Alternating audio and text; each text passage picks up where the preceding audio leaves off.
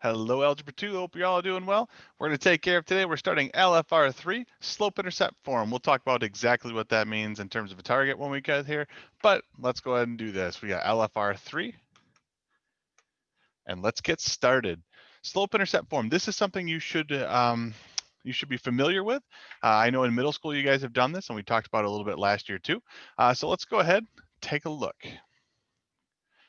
So let's look at the Explorer. It says graphing lines given slope and y-intercept. Graphs of linear equations can be used to model many real-life situations. Given the slope and y-intercept, you can graph the line and use the graph to answer questions. Andrew wants to buy a smartphone that costs $500. His parents will pay for the phone, and Andrew will pay them $50 each month until the entire amount is repaid. The loan repayment represents a linear situation in which the amount y that Andrew owes his parents is dependent on the number of x number of payments he has made. Right? We got what y is, we've got what x is. So we got some things we're looking at here. Each month, that's going to be something interesting. Costs $500, like an upfront cost. In other words, right at the beginning, because this is the first question, it says when x equals 0, and again, x is number of payments. If he's made 0 payments, he still owes $500. So that's our y-intercept, right? Our y-intercept is when x equals 0. So the y-intercept of the graph of the equation that represents the situation is 0, 500. The rate of change in the amount Andrew owes over time is blank dollars per month. So he is going to pay $50 per month. He's going to pay $50 per month, right? But is that going to add or take away from the balance of $500? If it's going to take away, I need to subtract from that, or negative, make that negative. The slope is negative 50. The rate of change is negative $50 per month. Okay, it says use the y-intercept to plot a point on the graph of the equation. The y-intercept is 500. So plot the point 0, 500. We've already talked about that, right? 0, 500. Using the definition of slope, plot a second point, change in y divided by change in x. Each month it goes down 50, so negative 50. Start at the point we plotted right there. Count how many units down? Well, it's going to go 50 down and 1 right. $50 down, 1 month right. $50 down, 1 month right. So count 50 units down and 1 unit right, plot another point. Draw the line through the points that we did. Now I'm going to cheat a little bit. I'm going to keep using our same slope that we've got going on here to get a value. Now you're going to notice something here. Oh, wow. Not that it's just a really bad line. Hold on, let's try that again. Maybe a little faster. Nope, one more time. Third time's the charm. Close enough. All right, that's where we're going to go. So that line right there, you'll notice it doesn't have something at the ends. It doesn't have arrows at the ends. It doesn't have arrows at the ends. When he's done paying that $500, he's not going to keep paying his parents for the phone. He's already paid it off. Just like he can't pay for a phone before he's got it. Right? So that's why we do not put arrows on the ends of these. That is how this one's going to look. So how can you use the same method to find 2 more points on the line? Well, kind of did, right? We just keep following it. Down 50, right 1, down 50, right 1. How many months will it take Andrew to pay off his loan? Explain our answer. Let's go back and look. Looks like 10 months. 10 months, because that's where it gets to 0. That's where he has $0 remaining is after 10 months. So 10 months, because he owes $0 at 10 months. Because at 10 months,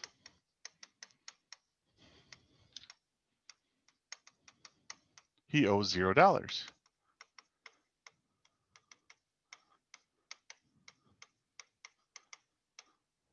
Okay, now that is something you've seen that before. We talked about slope already. We've kind of been working with that. Now let's talk about this, creating linear equations in slope-intercept form. This right here is pretty cool if you love your math. I do love my math. So it's an explanation on how to get slope-intercept form when we have a y-intercept. We know the y-intercept is 0, comma, well, we're going to call it b in this case. If we plug that in for x1, y1, and just leave it xy for x2, y2, we can solve for y, and we end up with our very, very common slope-intercept form. This right here, put a star, circle it, I don't know, like do something, you know, just make sure you know that this is important. Make sure you know that this is important. If a line has a slope m, we've been using m the whole time for slope, and a y-intercept 0, comma b, shouldn't be new, but that's okay. And the line is described by the equation y equals mx plus b. Y equals mx plus b. Let's look at an example of how this works. Write the equation of each line in slope-intercept form. Again, slope-intercept form, y equals mx plus b. If it's called slope-intercept form, the two things that I need to know to write this are probably going to be slope and the y-intercept. I need to know slope, y-intercept. The slope is 3. Oh, we already got something here. M equals 3. M equals 3. And 2, comma 5 is on the line. That is not the y-intercept. But it is a point on the line. It is an x and a y that gives you a solution. We're going to go with this. This is an x and a y that gives a solution. What we know right to begin with, the slope is 3. If I wrote what I have, y equals 3x plus b, we need to solve for that b. We don't know what b is, but we have a substitution that we can make. We've got 3 for m. We've done that one. We can put 2 in for x and 5 in for y. 5 equals 3 times 2 plus b. We got one equation and one unknown. We can solve this. This is a determinant problem. 5 equals 6 plus b. Subtract 6 from both sides of the equal sign. -1 equals b. And write what we've got. We've got our b. We've got our m from the original. Y equals 3x, whoops, minus 1. Just substitute those back in. Every time. This works every time. Let's look at one more example here. Now, it says the line passes through 0, comma 5 and 2, comma 13. Slope-intercept form, the two things we need are slope and intercept. Slope and intercept. We were not given slope this time, but we can find it just like we've been doing because we have 2 points on the line. I'm going to call this one x1, y1 and x2, y2. That's why we did slope first. Okay, we know slope is y2 minus y1, or 13 minus 5 divided by x2 minus x1, 2 minus 0. Oh yeah, no, I mean, we've kind of already been doing this. 0, 5 and 2, 13, right? We kind of do our own thing. Whatever about the boxes, right? So if we do this, we end up with 8 divided by 2, and that simplifies to 4. We have found our slope. Our slope is 4. Now, some of you are already looking going, and I agree, and I'll tell you why in a second. But let's do this. Let's just plug a point in. Let's plug a point in. I'm going to plug in 2, comma 13. Well, after this, 4 is for m. Oh, no, they gave it away. Never mind. So we're going to substitute our slope is 4. And do we know what b is? Do we know what b is? Well, let's just try to figure this out real quick, right? I think I can do this without this. So I am going to, it's not going to work as well as I wanted. Okay. Here's the thing. I know that I have 2 points. I just got to pick one of them to make it work. I'm going to use the 0, comma 5 because that makes it a little easier, right? Right now I know I have y equals 4x plus b. I need to solve for b, so I'm going to take one of those points and plug that in for x and y. Make it easy on yourself. Plug in 0 and 5, right? It's smaller numbers. 5 equals 4 times 0 plus b. Well, 4 times 0 is 0, so 5 equals b. Oh, 5 equals b. Yeah, so I would just write here y equals 4x plus 5. Now, for you eagle-eyed viewers out there, you would have noticed, what's the definition of a y-intercept? The definition of a y-intercept is when x equals 0. Yeah, good job, I heard it. When x equals 0, whatever y is our y-intercept. So they kind of gave that to us, and it didn't matter. If you would have used the point 2 and 13 for x and y, you still would have came up with a y-intercept, a b of 5. I'll prove it to you. So we'll substitute 13 in for y. 13 equals our slope is 2. Remember, this is y equals mx plus b. Our x would be 2. We don't know what b is. Well, in theory, we do, but 13 equals 8 plus b. Subtract 8 from both sides, and b still equals 5. No matter how you do it, you're going to get to the right answer. Okay, here's what you're going to do now. Write the equation of each line in slope-intercept form. You have 2 examples to try. So go ahead and pause this video, and then when you're done, unpause it, and we'll be right there ready to talk about it. It's so awkward because I never know if you actually pause or not. So tell me in an email, did you pause the video? That is the secret phrase. Did you pause the video? Yes or no? Okay, write the equation of each line in slope-intercept form. The slope is -1 and 3, 2 is on the line. Slope-intercept form, we need to know m, we need to know b. Well, hey, that's kind of cool. We already know m because we were given the slope. Slope equals -1. Fantastic. Now, we don't know b exactly, but we have this x and y that we can use. If I write what I have y equals -1x plus b. And I'm going to substitute in my x and y, then solve for b. 2 equals -1 times 3 plus b. b is the only thing I don't know. I can make this work. 2 equals negative, ooh, here we go. 2 equals -3 plus b. I'm going to add 3 to both sides. And b equals 5 again. I got my 2 things that I need. So I found my slope, I found my y-intercept. That's not really my end answer here. My end answer is y equals -1x, or just -x plus 5. That is my final answer. That is in slope-intercept form. 4, we don't have the slope, but we got 2 points, so we can find the slope. And this time, they didn't give us that whole, fancy y-intercept hard in the problem. I'm going to treat this as x1, y1. This is x2, y2. M, we don't know the 2 things. M equals B equals, got to find slope first. M equals 18 minus 4 divided by 3 minus 1. This gives us 14 divided by 2, which by my count is 7. So we've got our slope. We found our slope. And now we need to pick one of those 2 points. 1 and 4 are smaller numbers to work with. I'm going to do that. If I wrote what I had right now, this would be y equals 7x plus b, but I need to find b. I can substitute in for x and y using either of the points. I'm going to pick 1, 4. 4 equals 7 times 1 plus b. 4 equals 7 plus b. If I subtract 7 from both sides, b equals -3. Now I've got my 2 things. Y equals 7x minus 3. And that is how you take care of that. All right, let's go ahead and look at explain 2, graphing from slope-intercept form.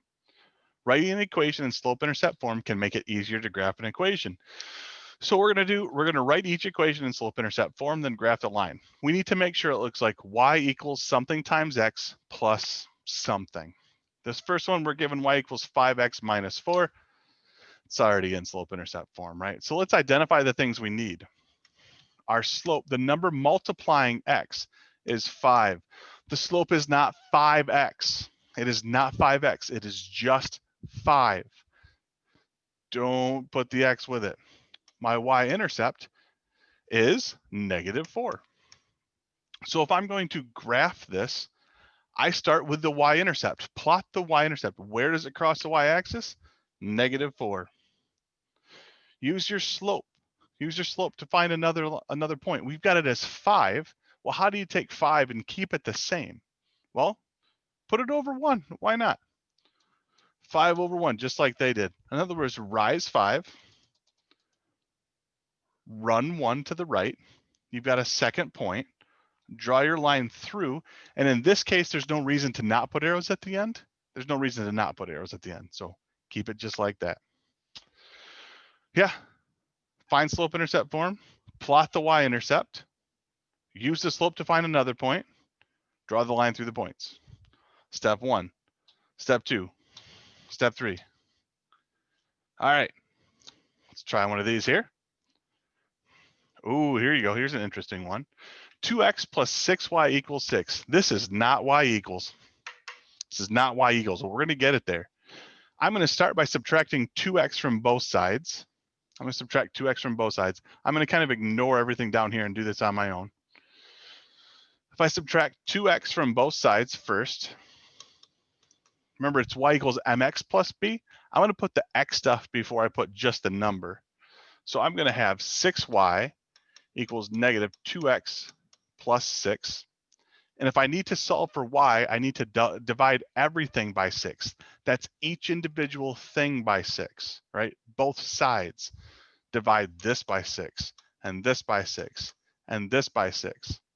On the left-hand side, you just get y, because 6 over 6 simplifies to 1, equals negative 2 divided by 6. That simplifies to negative 1/3 x plus 1. So our slope is the number, is our coefficient of x, not including x. Our slope is negative 1/3. Our y-intercept is a positive 1. So let's go ahead. Our steps are to, plot the y-intercept, which means 0, 1, 0, 1. And then you can do this one of two ways. You could go 1 unit down and 3 units right, 1 unit down, 3 units right, and find another point, because that's negative 1/3. Or negative 1/3 is also 1 divided by negative 3. I could go up 1 and left 3. And I'm betting that that's still on the same line. Let's check. Let's check if I did this right. Oh, that's pretty good. The line's not great. The line's not great, I know, but it still holds. Okay, that's how you can find some additional points. All right. Your job right now, hit pause, take care of your turn, numbers 5 and 6. Again, here's this awkward time. I have no idea. No idea if you paused. I hope so. Okay, now I'm going to start working this out. 2x plus y equals 4. It is not y equals mx plus b, so let's make it so. I'm going to subtract 2x from both sides. Y equals negative 2x plus 4. Okay, and then I'm going to, from that, get my slope. What's my coefficient? What's my number multiplying x? That's negative 2, not negative 2x, just negative 2. My y-intercept is 4 because it's plus 4. Using my knowledge, I know I'm going to plot the y-intercept of 4, then use my slope. Well, my slope is negative 2. That's like negative 2 divided by 1. So I could go down 2, right 1. I could do it again too, right? Down 2, right 1. Down 2, right 1. I'm a madman now. Down 2, right 1. These are all on the same line. There you go.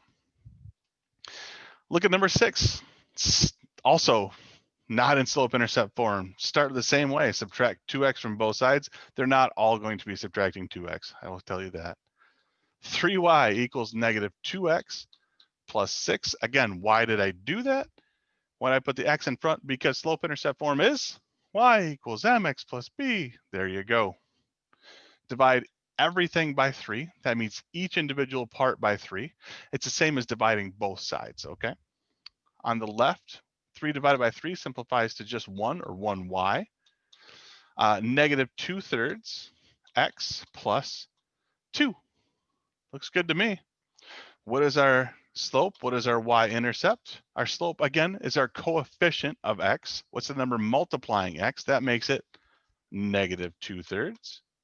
Our y-intercept there is the number that's kind of just hanging out by itself, our b, positive 2.